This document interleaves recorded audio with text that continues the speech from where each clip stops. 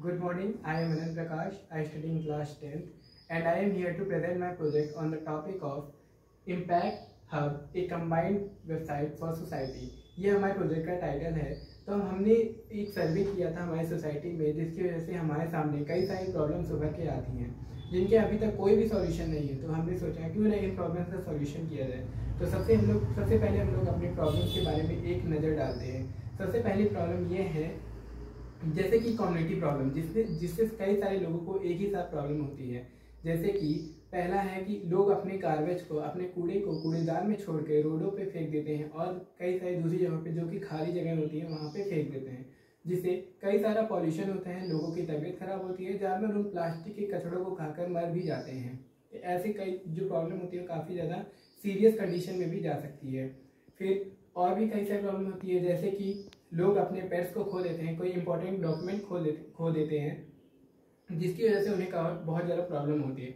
और अभी तक कोई भी ऐसी वेबसाइट नहीं है, कोई ऐसा प्लेस नहीं है जहाँ पे वो अपने प्रॉब्लम्स के बारे में बता सके, जहाँ पे अपने चीज़ों के बारे में खोज सकें, तहकीकात कर सकें।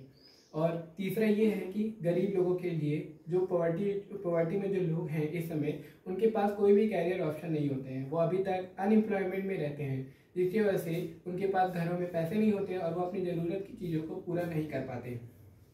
और हम लोग देख सकते हैं कि लोगों के अंदर कोई भी अवेयरनेस नहीं है, जिसकी वजह से ये सारी प्रॉब्लम आती हैं। अब आते हैं हम लोग सबसे पहले कॉजेज ऑफ प्रॉब्लम पे। कॉजेज ऑफ प्रॉब्लम में क्या है कि सबसे पहला है lack of awareness and education. लोगों के पास शिक्षा नहीं है। मेन बात है कि लोगों के पास एजुकेशन रहेगी तो वो लोग समझ जाएंगे कि क्या उन्हें करना चाहिए, क्या नहीं करना चाहिए और किस तरीके से कौन सी चीज़ को हैंडल करना चाहिए।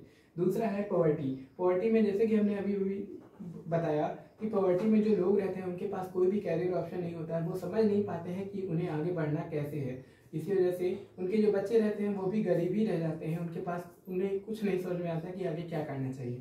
फिर तीसरा है पुअर कम्युनिकेशन। लोगों के पास बात करने का समय तक नहीं है कि वो अपनी प्रॉब्लम्स के बारे में बताएं।